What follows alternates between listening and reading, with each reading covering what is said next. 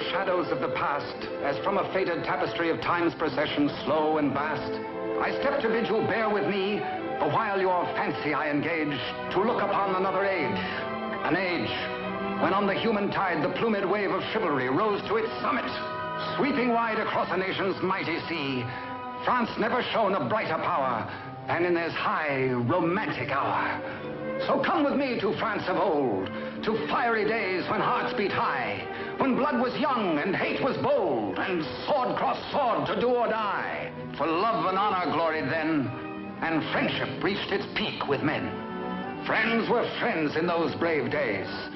Athos, Porthos, Aramis, aye, graved our hearts with a mystic phrase, bound our lives with a mystic tie. Come, stir your soul with our ringing call of all for one, and one for all. Come on, come on, come on!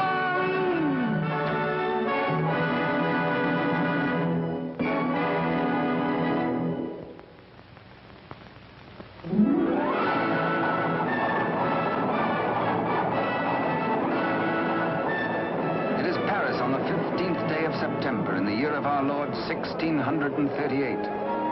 Public excitement runs high. The populace enjoy a general holiday. Impatiently, they wait for the news of an heir to the throne of France.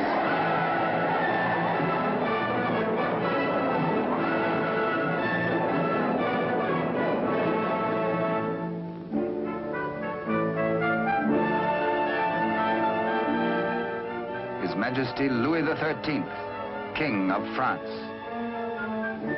Maintaining his royal authority through the wits of others, he is himself weak and vain and lives in the oily smiles of a small circle of favorites. But the court is alive with intrigue.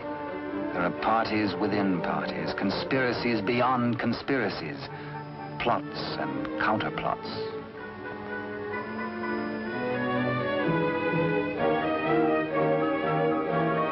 His Eminence, Monseigneur the Cardinal, Duc de Richelieu. He is the greatest statesman of the day and manipulates the strings which guide the king. His is the real power, subtle, cunning, and often ruthless. Still no one questions his devotion to the glorious kingdom of France.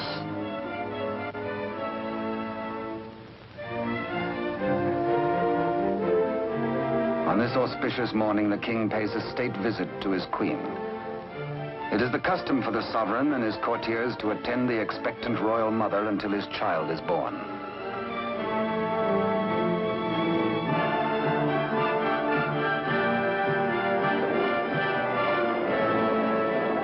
D'Artagnan, of the king's musketeers. Relieved of his duties at court for the day, he hurries to the home of his sweetheart, Constance Bonacieux. Constance is seamstress to the queen and is expected at the palace, so she cannot tarry long.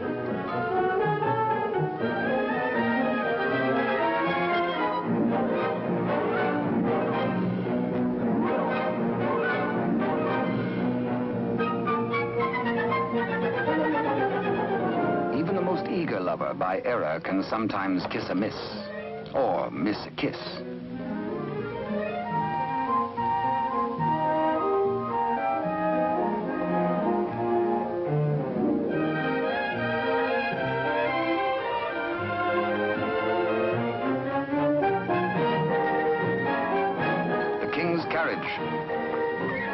It arrives for Constance. She carries an infant's layette in a crocheted basket for the queen. One kiss, one caress.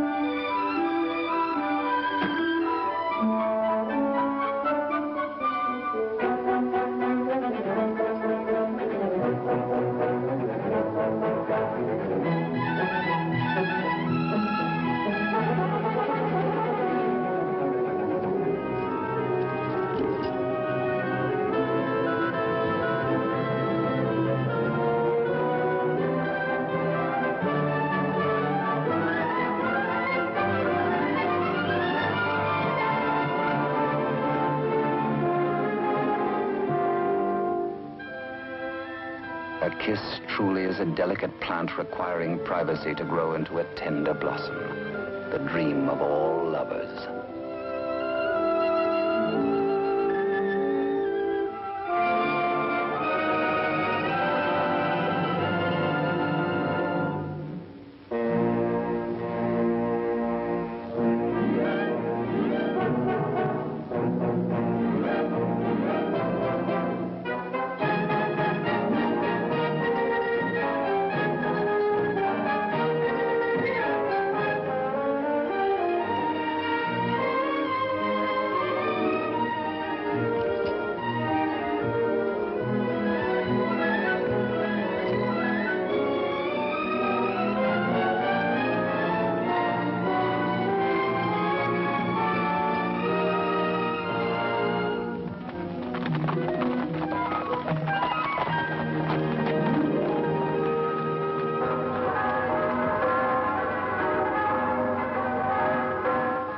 The Cathedral of Notre Dame remind D'Artagnan of his friend and fellow musketeer, Aramis.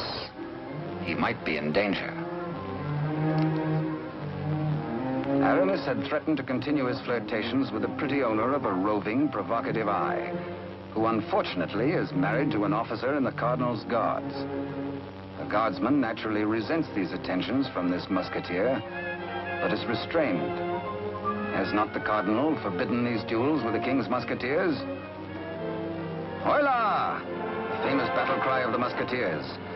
Instant help comes from the most fearsome steel in the kingdom. Huge Porthos, brave, strong, a King's Musketeer. And Musketeer Athos, gentle Athos, yet a deadly swordsman is able to kill with his left hand as with the right.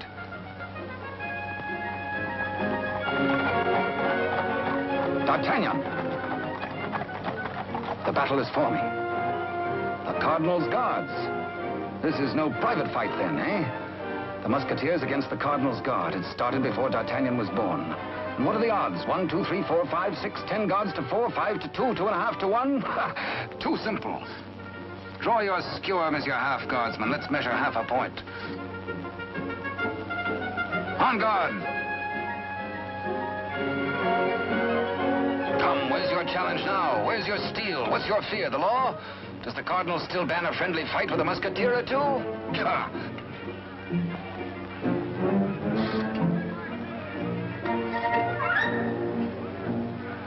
Porthos, as always, is thirsty. He has capacity. D'Artagnan, with his quicker eye, has a more bountiful drinking source.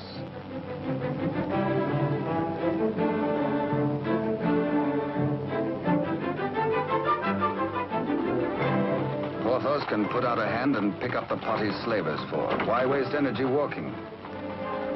Come, driver, come inside with us.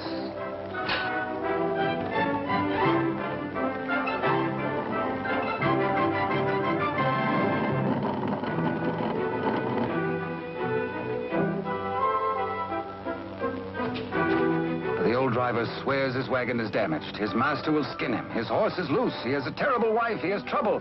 Everybody is mean to him. He has to be mean, too. Ha-ha! Now, take your temper out on me, good friend. Now, feel better? Now we can talk. I'll win you the price of your horse and more. Come, guardsman, I challenge you to game. This is not forbidden you.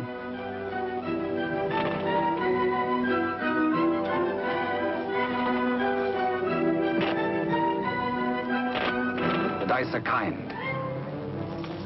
Here's 20 times your price.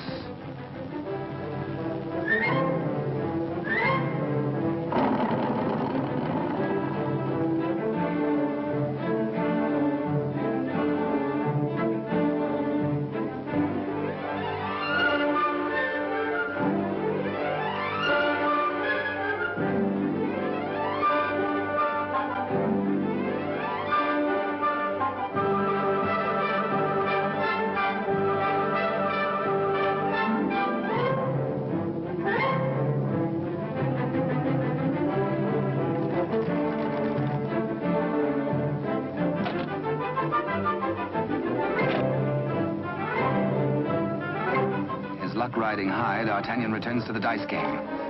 Laughing and playing a while longer, he wins hands down from a fat-headed guardsman while waiting for the late evening rendezvous with Constance. Porthos, too, has women on his mind.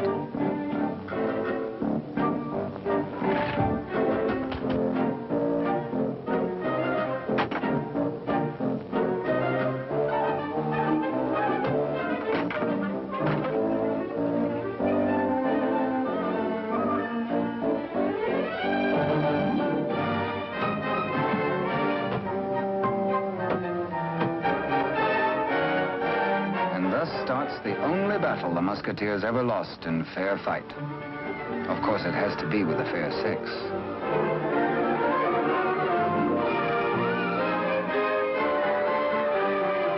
For the first time in his life, a panic-stricken Porthos screams a terrified, "Hola!" Athos hears him. Aramis springs bravely to the side of his comrades, and they flee together. But D'Artagnan hears only the pounding of a lover's heart. As the flood of battle at last sweeps close to him, he leaps to meet the foe and draws his swords. He will fight. Yes? No. Yes. No, he won't. Here, indeed, discretion is the better part of valor. Caught between the she-devils and the deep blue sea, they choose the water.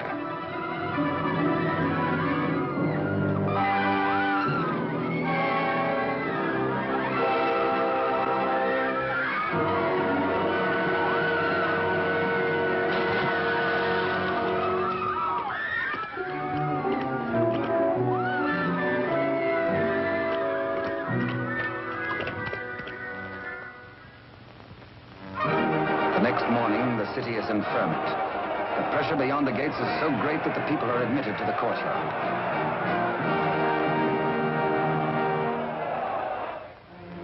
Adjoining the Queen's apartment, Constance prepares the layette.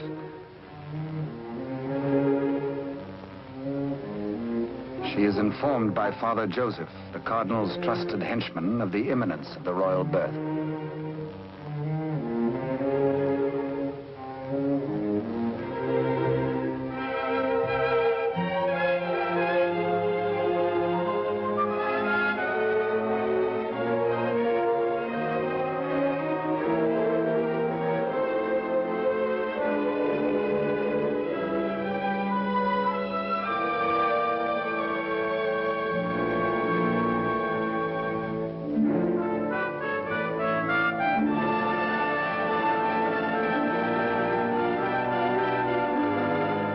And so a prince is born to France, one day to become Louis XIV.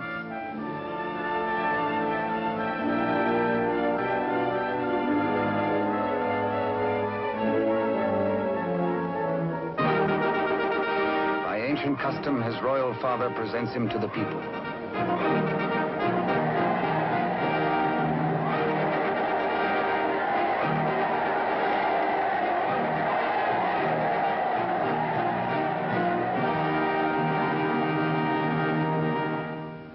But in the Queen's bedroom, another cry is heard. One of those rare turns of destiny. And Constance is the first to warn the tired, dozing midwife.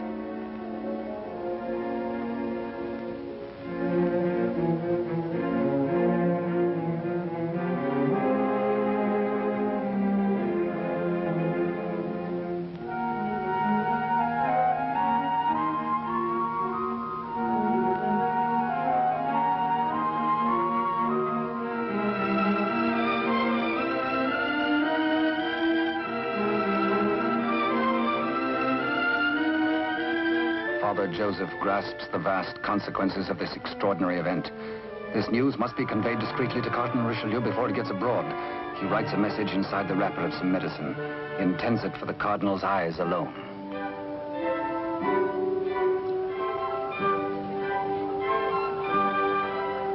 Your medicine, Your Eminence.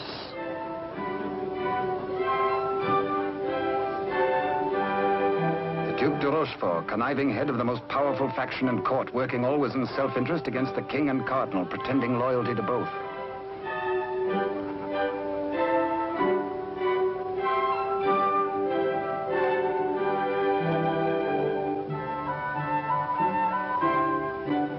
necessity for caution on the part of Father Joseph is indeed well-founded. De Rochefort, having many times seen messages thus taken to His Eminence, becomes inquisitive. He resolves by a simple trick to learn the secret passed to the Cardinal.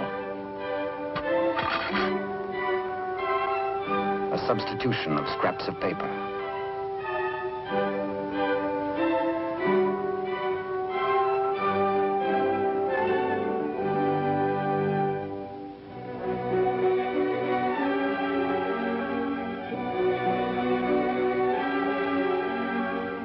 Cardinal realizes that enemies of the regime can do irreparable damage. 2 heirs to the throne. 2 rival parties of courtiers. More quarrels, more bloodshed. Poor France, helpless, torn between 2 factions. The secret of the twins must indeed be forever guarded if France is to have peace, and if he, the Cardinal, is to retain his power.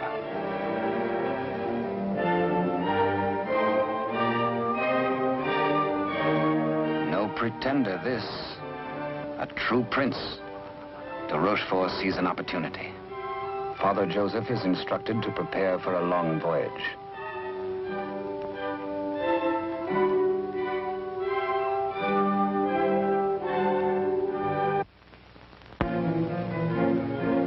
The Cardinal has a plan. He sends a page to summon de Rochefort.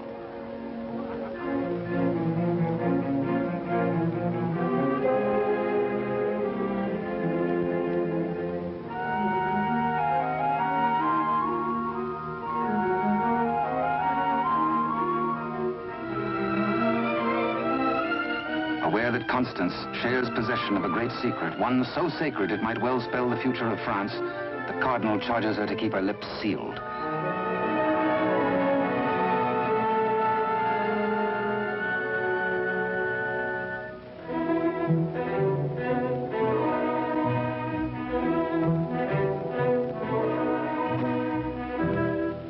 Richelieu entrusts the wily de Rochefort with Constance's safety.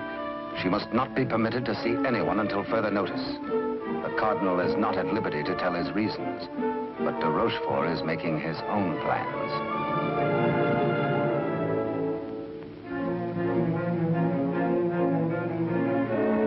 In accordance with the Cardinal's command, Father Joseph, accompanied by the midwife, secretly takes the twin away to the Spanish border.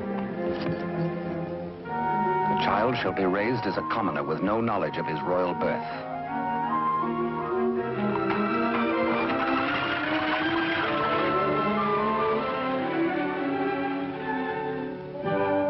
Meanwhile, in the great ballroom, the king holds a reception in honor of his firstborn.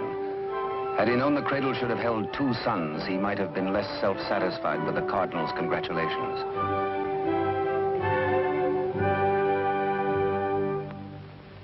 To the notorious Milady de Winter, de Rochefort comes to reveal this chance of fate. The future of France may be in their hands. He tells her he will turn Constance over to her. She is to escort Constance to the convent of Saint-Guemel. There, force her to tell the whole of the Cardinal's secret and plans. He will play one against the other, Cardinal against King, for his own ambition.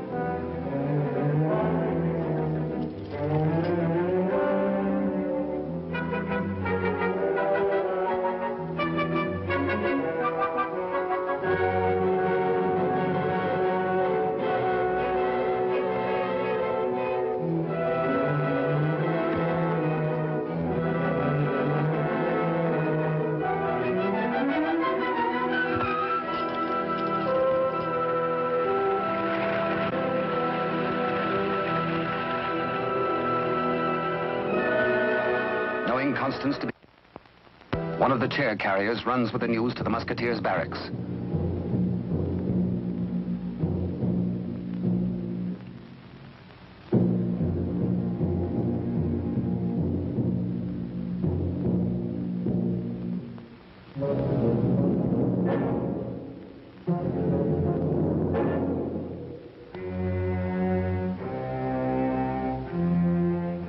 D'Artagnan, wake up! Constance taken by force, by de Rochefort.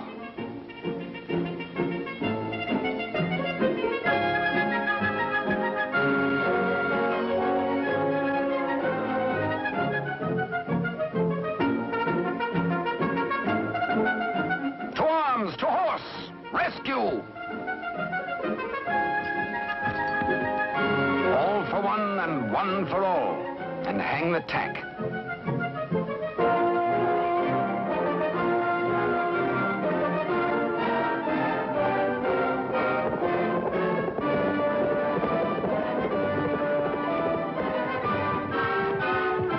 The wily cheat is in no mood to cross steel with this angry Gascon bent on justice.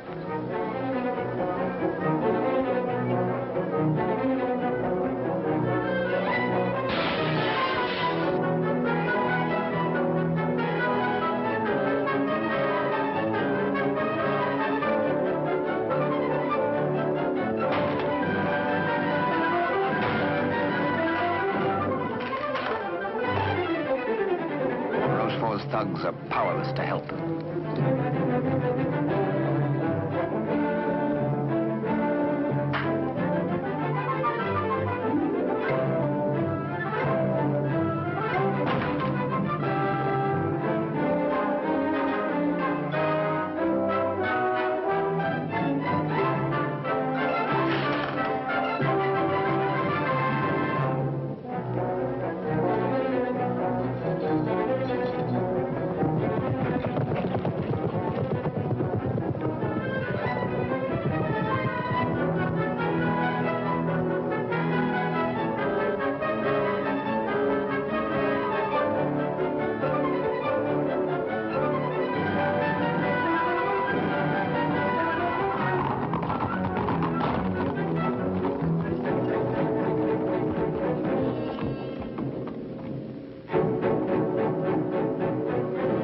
Rochefort is stubborn. He will not talk. He has to be persuaded.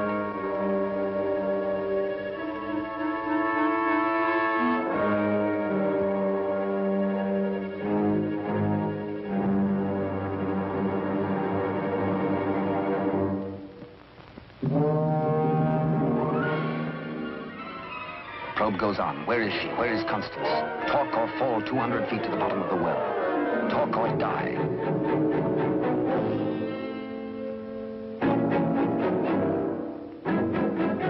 The Cardinal's guard look on, afraid to act. A strand at a time, steel cuts through hemp. 3 strands of it, and now but 2.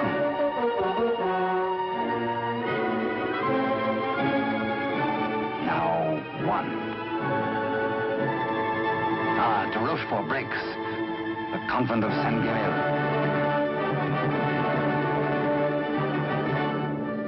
To the rescue!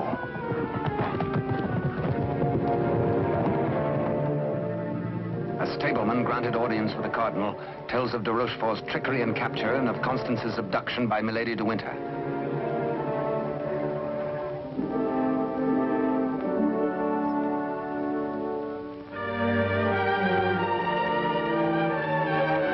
Richelieu and his escort reached the well to confront the Duke.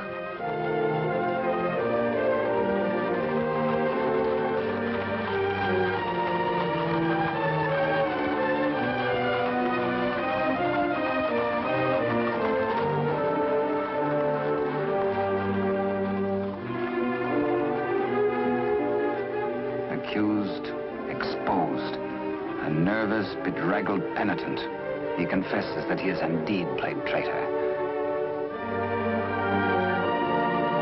His Eminence breaks de Rochefort, stripping him of his authority and titles, banished from both court and country forever.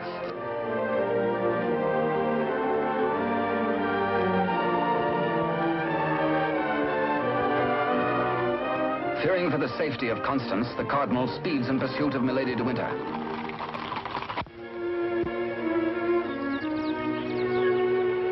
Before dawn the next morning, the convent of Saint-Guerel.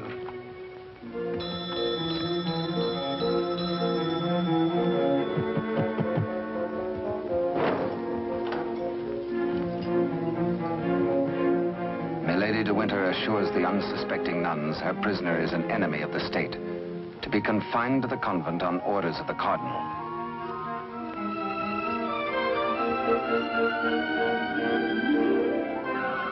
The banished de Rochefort, smarting under his humiliations, lingers in Paris. All is not lost.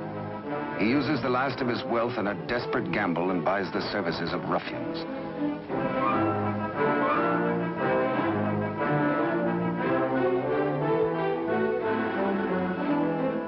Pursue the cardinal and assassinate him.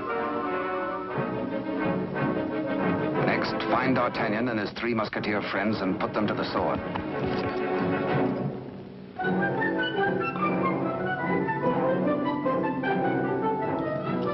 De Rochefort still dreams of himself in terms of the most powerful man in France. The path to power is open if Milady de Winter secures the secret from Constance.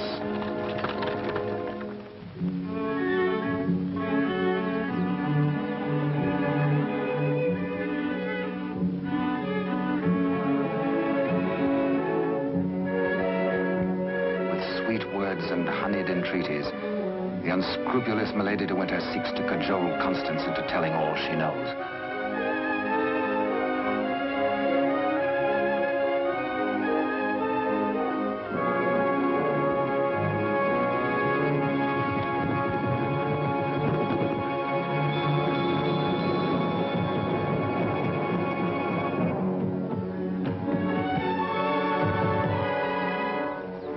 No, Constance Bonacieux is not here. But he hears her voice.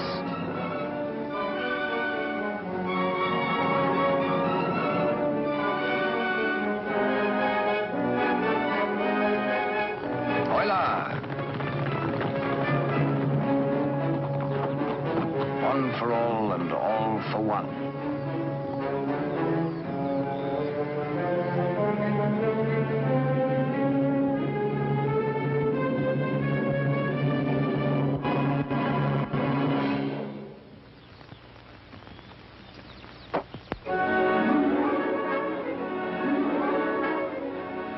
Mark of the public criminal, burnt by a branding iron into her flesh, a sign to all.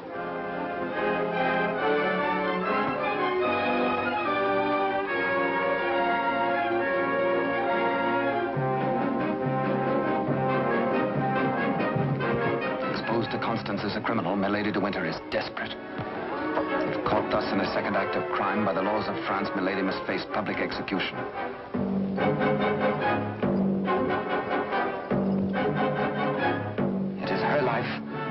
Or that of Constance.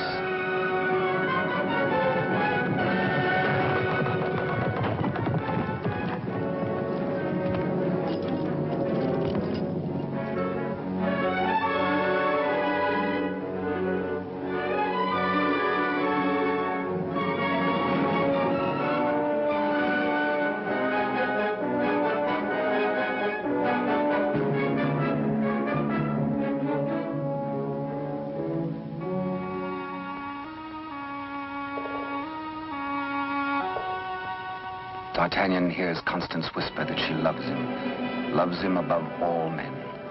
And then she murmurs 3 words, the other one, the other one.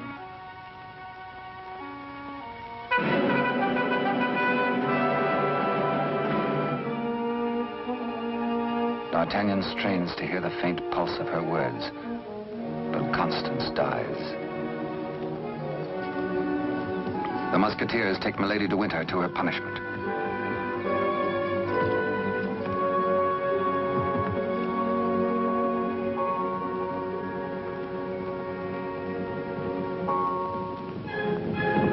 His Eminence the Cardinal has traveled through the night.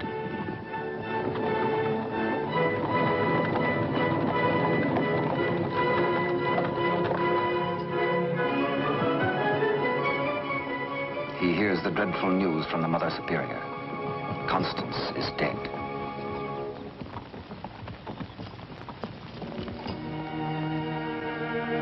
Faithful, loyal Constance.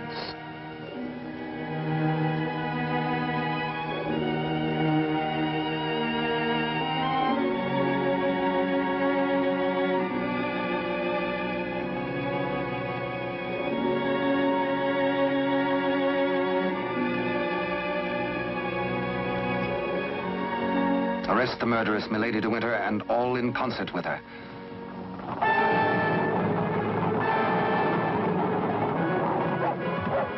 three musketeers, Athos, Porthos, and Aramis, enraged, take the law into their own hands and deliver the murderess to the public executioner and order her death.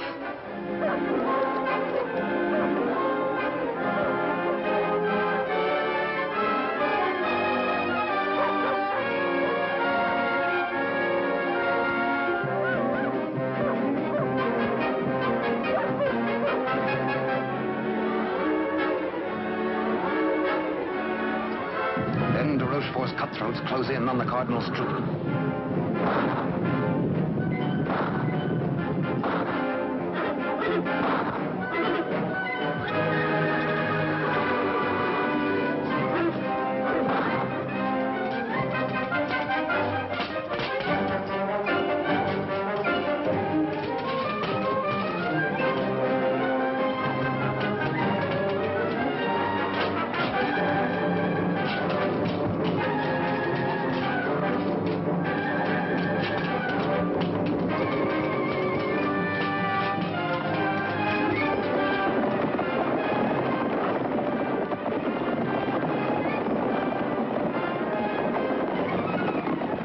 Some distance away, the musketeers are captured by their deadliest rivals. The Cardinal's guard formally arrest the musketeers for continuing to take the law into their own hands. Disarmed, the musketeers are set against the wall for execution.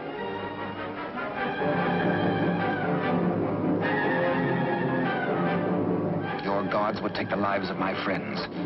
Single-handed, they shall have revenge. The Cardinal asks a moment to ponder. Constance dead. A murderess executed. Enough blood has been shed. Now this strife twixt musketeer and guard shall end.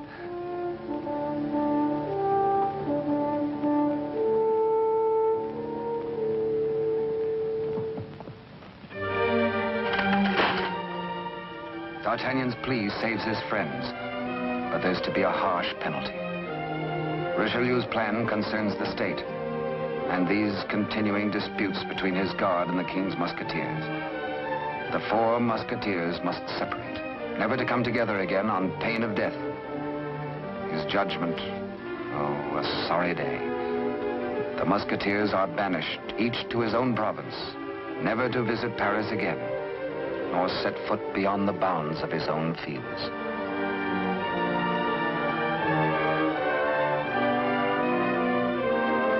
As for you, D'Artagnan, a splendid soldier, reliable, devoted too. You henceforth shall be bodyguard of the future king, beloved of France, the nation's one. At one fell swoop, all strife is done. The musketeers prepare for their banishment. Godspeed, farewell.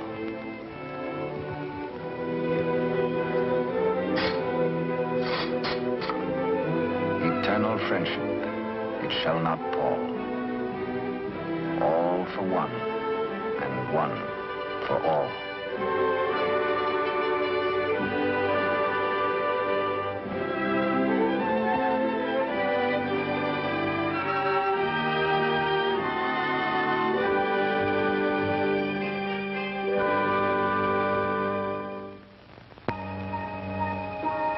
"5 years have passed. France is at peace. The infant prince grows to boyhood. Cardinal Richelieu, driven hard by the responsibilities of high office, lives in semi-retirement. And a royal father educates his son in courtly etiquette.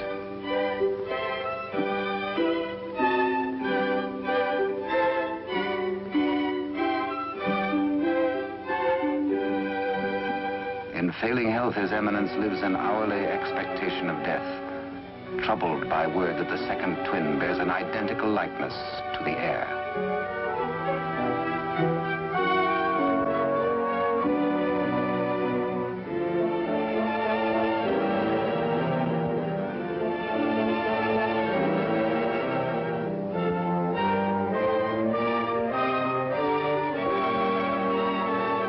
The dangers inherent are obvious and weigh heavily on the Cardinal's mind.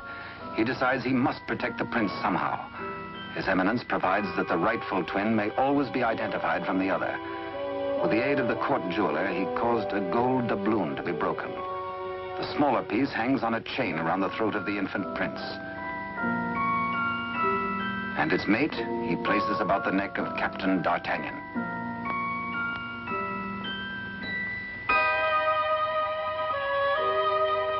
And so, by joining the pieces, the true heir to the throne of France and the prince's first guardian are known to one another for all time. He starts to say, I hold a secret, but the chill hand is upon him. The life spring ebbs, and the great voice is silenced.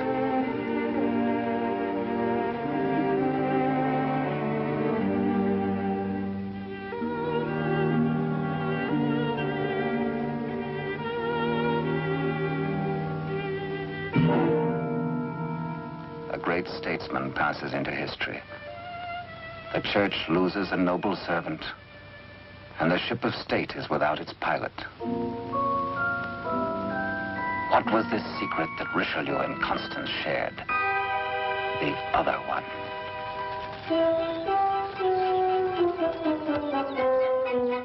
Across the Spanish border, the prince's twin brother is reared by servants of the late cardinal. The banished de Rochefort, living nearby, holds the twin under his very eye. He bides his time. He has only to wait patiently for the proper day.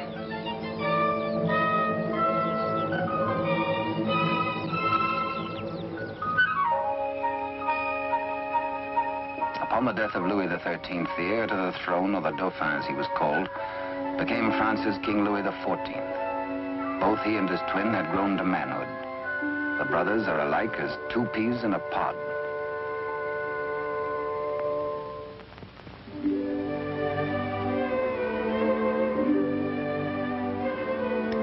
Years have passed and more since Richelieu bent his iron will to break the bonds that held us four. But Porthos, Athos, Aramis, I will ride once more. Once more we'll heed the clarion call of all for one and one for all.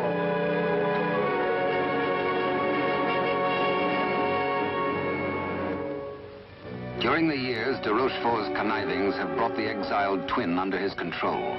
Secretly, they have returned to Paris. De Rochefort has lavished upon the usurper the trappings of royalty, teaching him to copy even the handwriting of his brother, the king.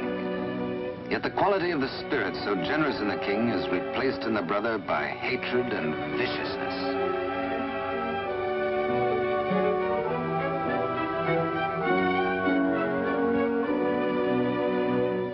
The king's valet, a de Rochefort spy, brings long-awaited news. Within the week, an older D'Artagnan, after a lifetime of loyal service, will retire and leave the court. The young king will be without a bodyguard. Every detail of their plan has gone over. The map, the sentries to overpower, the secret approach to the royal apartment, the signals.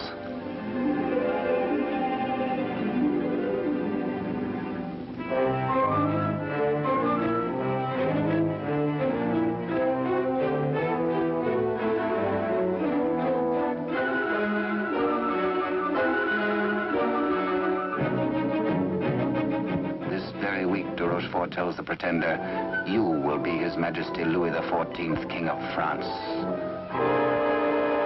Louis XIV, King of France, spends D'Artagnan's last day in fun and gaiety.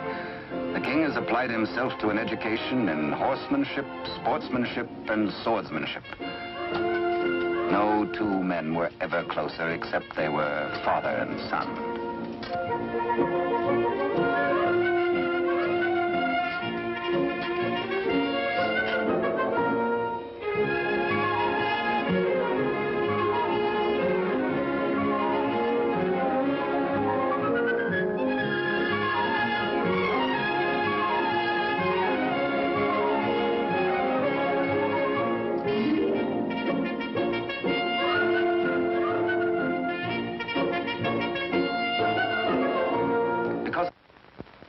Early, D'Artagnan enters the royal bedchamber to bid the king goodbye. Tonight he feels happy. His service is done. His king is secure. The state is safe. But by some odd premonition, the coins are matched on this final night of parting.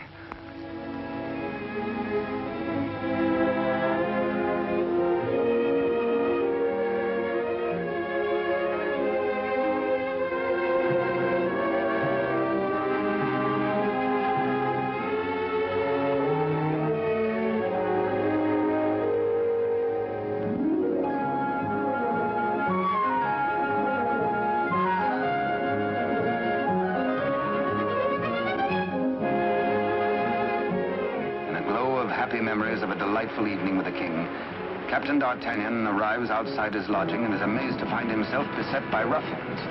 Angrily, the Gascon plans his battle. First, he deals with the dagger man decoy, sticks him with his own blade, throws the man's cape to the edge of an open sewer, places his own cape over the decoy's body and fires his own pistol. Aye, up, on to the balcony.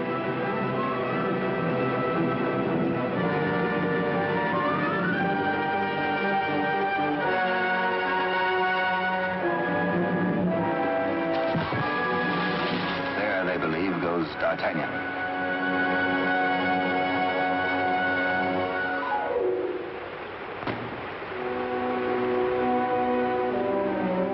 Thoughtful D'Artagnan returns to his lodging. For a peaceful man to be waylaid on a city street is something new. He had spent the evening with his king. He reflects. Has the palace discipline been slackening too? Sentries were not where they should have been. His soldierly heart is disturbed for the safety of his king.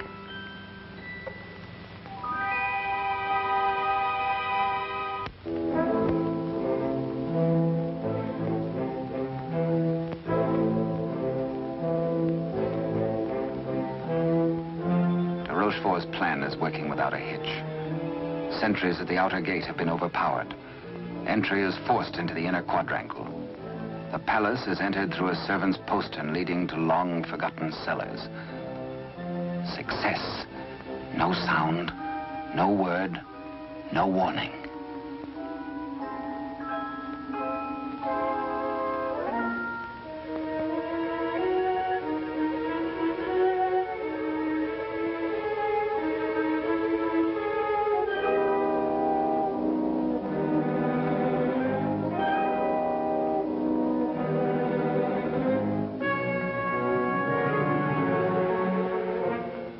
The pretender waits impatiently below for the deed which will make him king.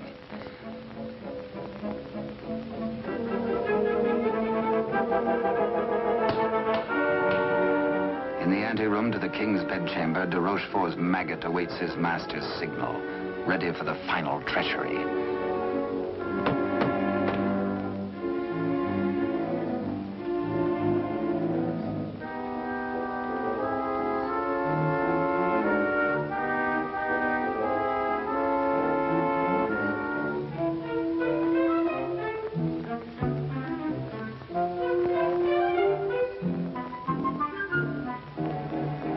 And a little after 11 o'clock on this fateful night, in one tragic moment, France loses her rightful king.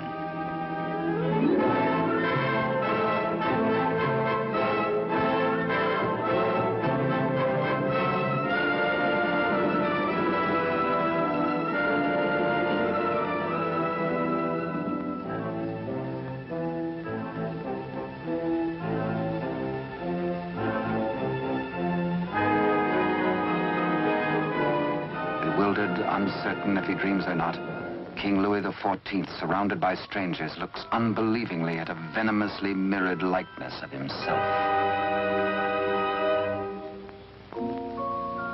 The usurper watches his royal brother with a lifetime of hate.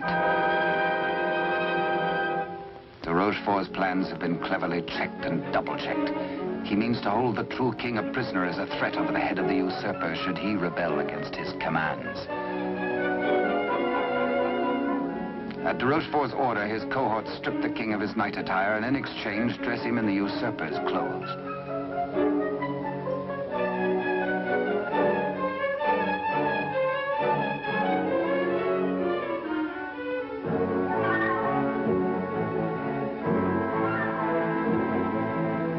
Into the palace cellars, a messenger reports breathlessly.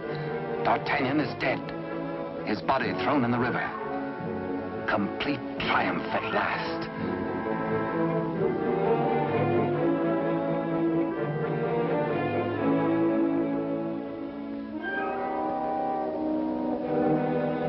An iron mask, an invention of the devil. An iron mask, a prison within a prison, is placed over the head of the rightful King Louis XIV and locked at the neck, his countenance concealed from all men.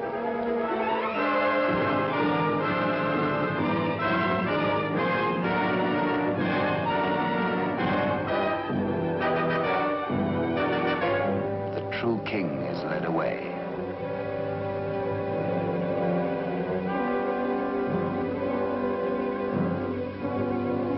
In the quiet of the royal apartments, the true king's bed is occupied by the usurper. Trusted servitors have been spirited away. The twins' lackeys have replaced them.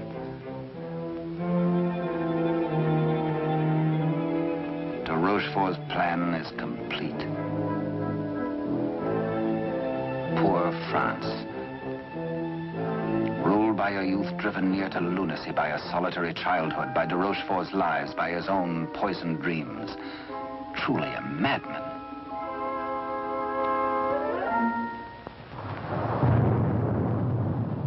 Suffering in human life is proportioned to human strength. When the young king, stupefied and crushed, found himself led a prisoner to a cell in the Chateau Sainte-Marguerite in the south of France, he fancied at first that death is like sleep and has its dreams. He believed himself to be a spectator, a palpable phantom of his own suffering. A torture the more terrible since it might be eternal. Eternal death. How can I have died?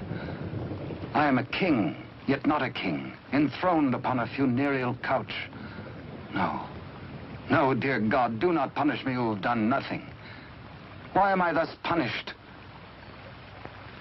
Like a cloak, the chill of the dungeon falls upon his shoulders. So dwells the real Louis XIV in a living hell to remain thus the rest of his days.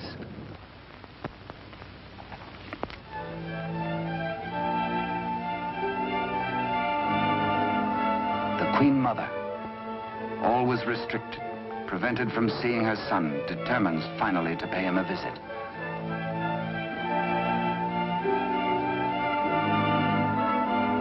In place of the affectionate and courtly Louis XIV, to her horror, she finds herself repulsed. Doubts, again doubts. What strange malady besets my son? She thinks again of the other one. De Rochefort hurries to the king's apartment, fearful that a mother's heart has sensed the truth. In pretense of humility, he asks the Queen Mother to leave. Affairs of state.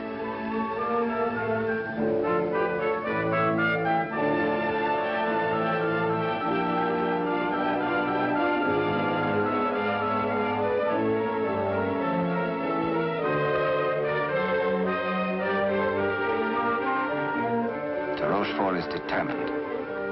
This shall not happen again, and whispers death.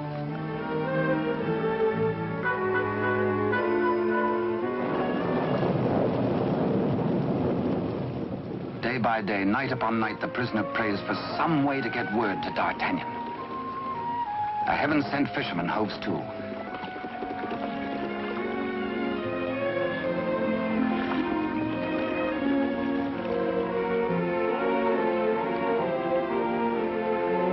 He finishes scratching a message into pewter, and as all good prayers must be, his prayer is answered.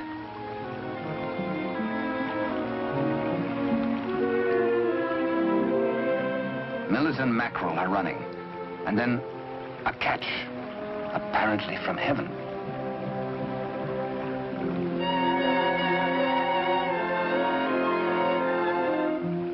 The fisherman reads the name of D'Artagnan, the idol of the nation. A written word, a beloved name, an urgent message. He, a patriot, needs no urging.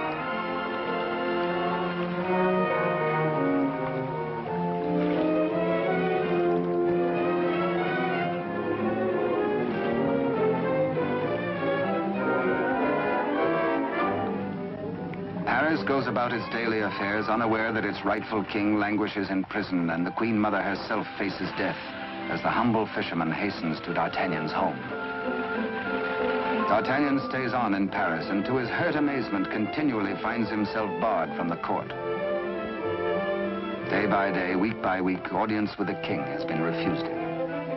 The fisherman blurts his weird news. A story hard to believe. A lonely castle which D'Artagnan knows like the palm of his hand. A prisoner in an iron mask behind its bars. But the signature, An etching of a coin that fits his own exactly.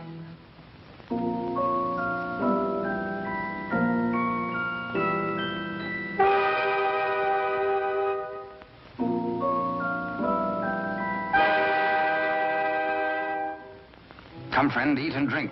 There is business at last for me at the palace.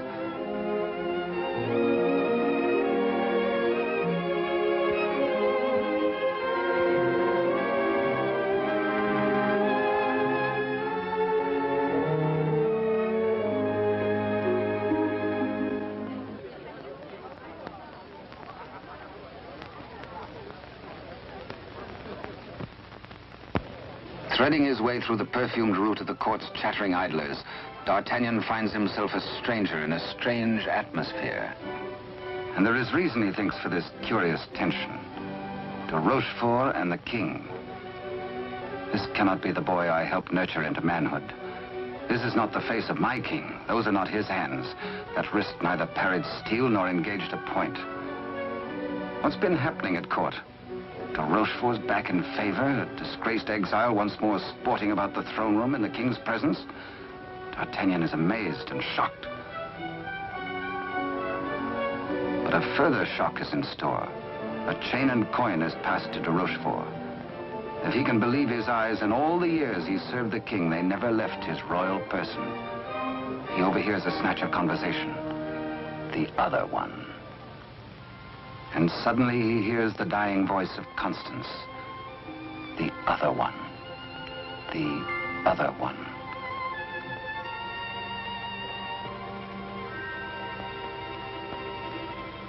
What did she mean?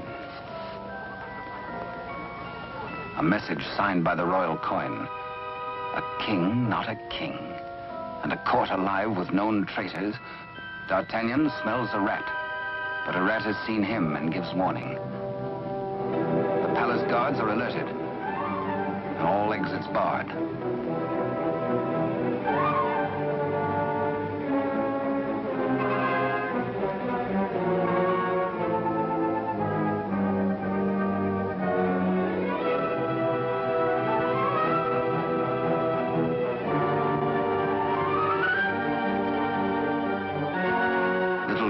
With a resourceful old musketeer.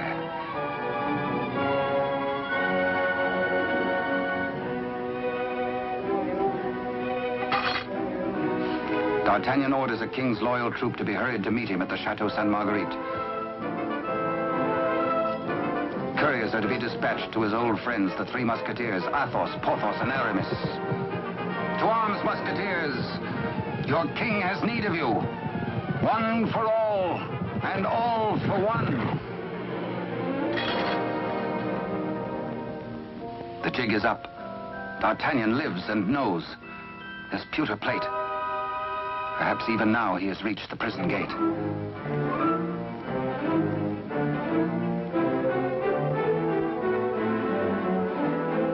De Rochefort cannot believe his future lies in a common plate.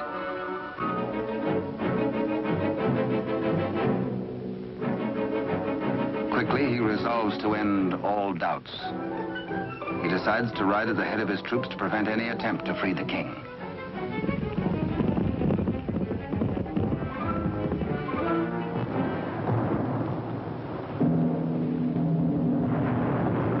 The puzzled D'Artagnan has reached the Chateau Sainte-Marguerite, certain that his comrades will join him. Raging storm, he rose to the grotto beneath the castle. Many a time as a young officer, he had patrolled this grotto passage. It led, he knew, to the arsenal. Beyond that, the armory. Then the main hall and staircase to the tower itself. Up there is the man in the iron mask, the writer of the message.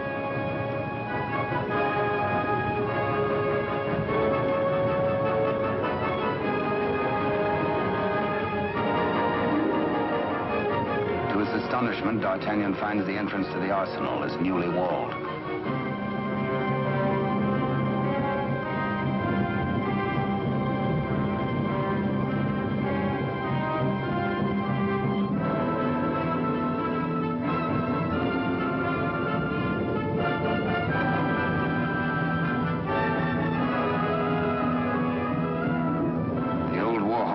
prepared to hazard it alone if necessary.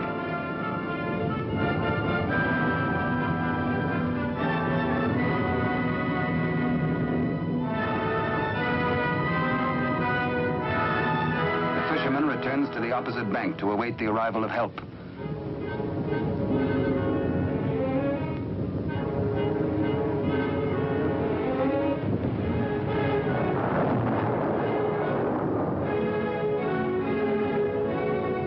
Athos, a few years older, a little more grizzled, the same brave companion as of old, ready and willing for any gambit.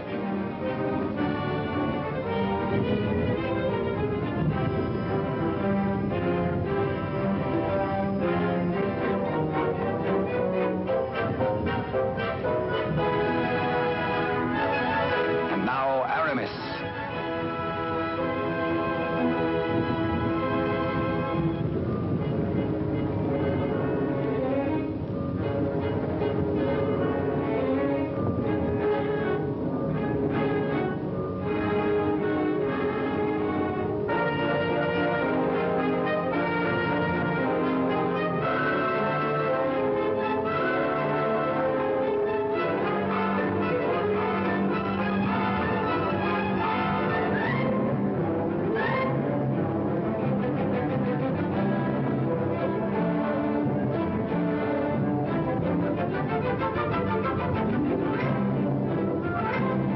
Two of the valiant comrades have arrived. No time to wait for old Porthos, no time for explanations. There's a job to be done. Forward!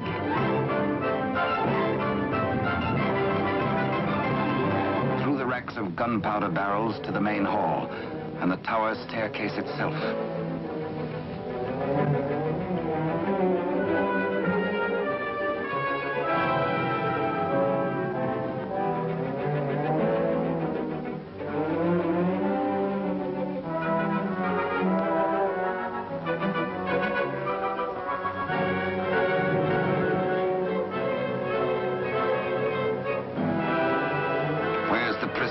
Before your gullet tastes this edge, you bloated villain.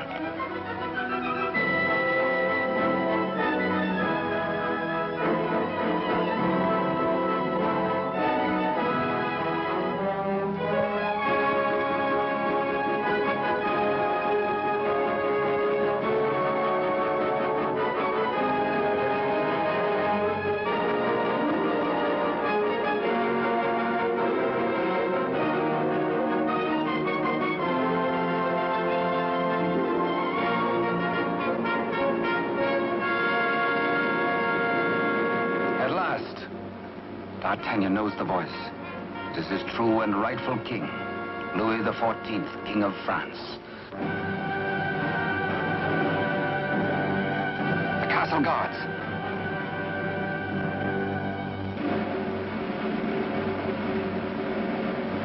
The challenge is met. Hola! The musketeers fight together again.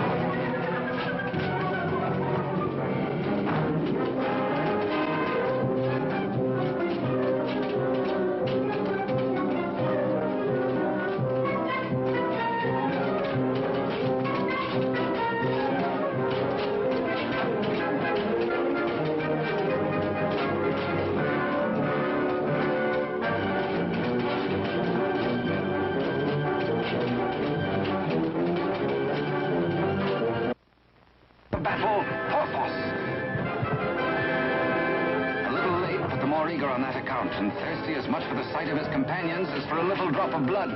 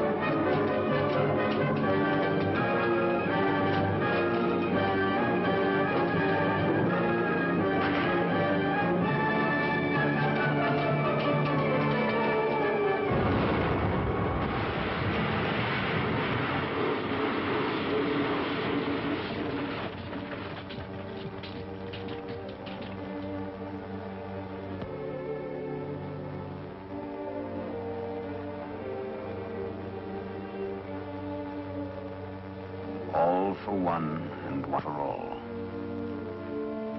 Be certain, cherished friends, that I shall wait for you.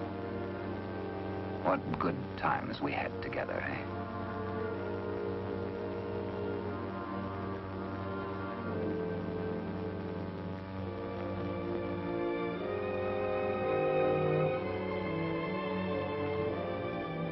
Good Porthos, farewell. You died as you lived, for love of country, in the service of your king. The fisherman gives warning of the approach of enemies.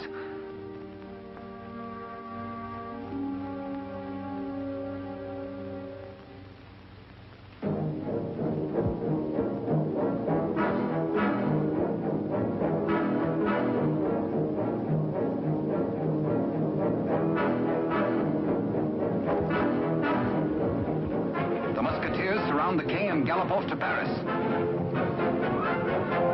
De Rochefort rides hard in a last effort to keep his house from crumbling.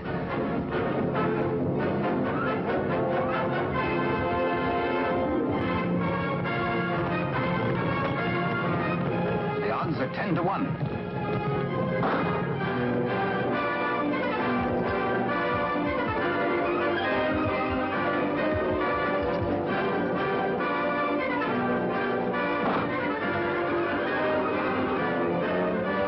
Majesty. On to Paris. Farewell, gallant Aramis. A traitor's bullet struck you down. Meanwhile, Athos crosses swords with de Rochefort.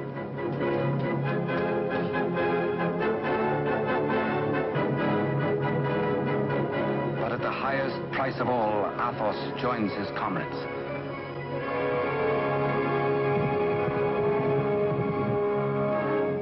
Without knowing his own peril, the half-wit, half-king entertains his royal mother at a palace luncheon.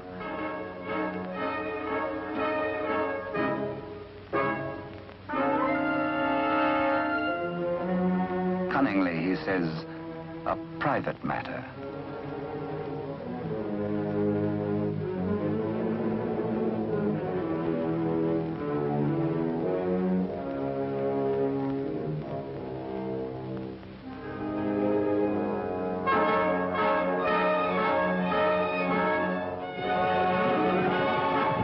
Troops from the palace, friends or foe? Friends. D'Artagnan breathes relief. The king is safe. God save the king!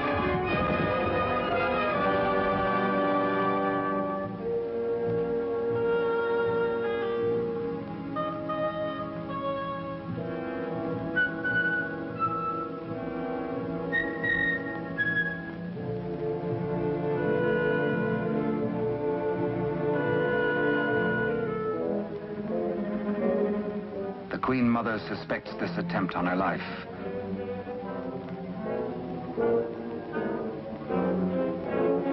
The witch's brew, a subtle poison already responsible for many an agonizing death. Raise your glass, madam. drink to your king, to your country, and its illustrious people. Come, I give you France. Dare she refuse? It is the edict of her son, the king.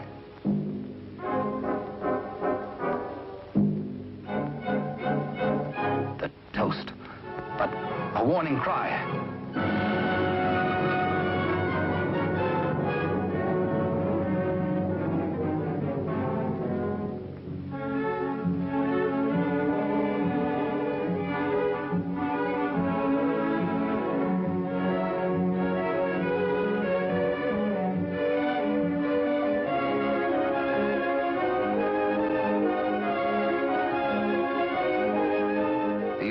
Finally gets his rightful crown. De Rochefort's own damnable invention, the Iron Mask, his to the end of his days.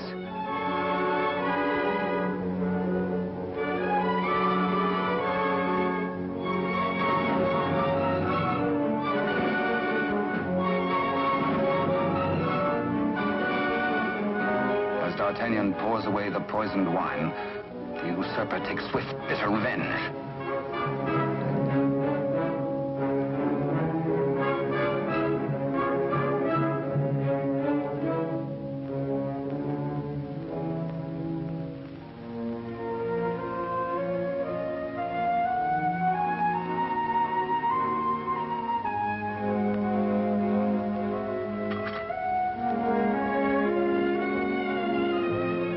D'Artagnan knows himself mortally wounded, but allows no sign to mar the happiness of his king.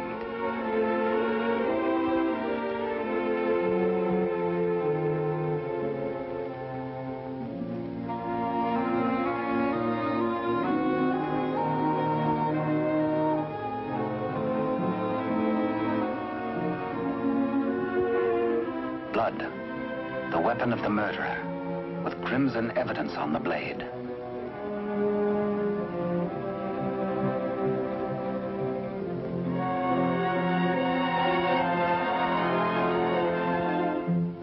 Grateful Louis looks for Captain D'Artagnan to honor him with the baton of a Marshal of France. But where is the Musketeer?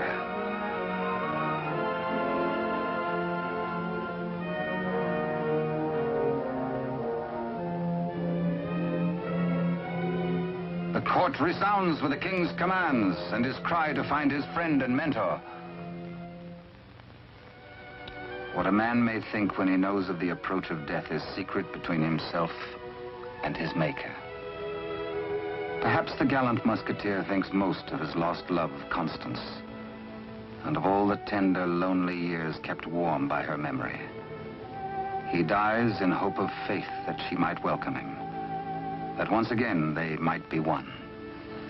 How can they die, these bright ones? How may such energy, once released, be prisoned by earth or stone or grave? We die as we lived, say they, with life. And with life, how can there be death? Only remember us. Only open a little book and we shall always be with you. To ride a fine horse, or to cross a sharp blade, or carouse with a barrel, or dally with a maid. Come one, come all.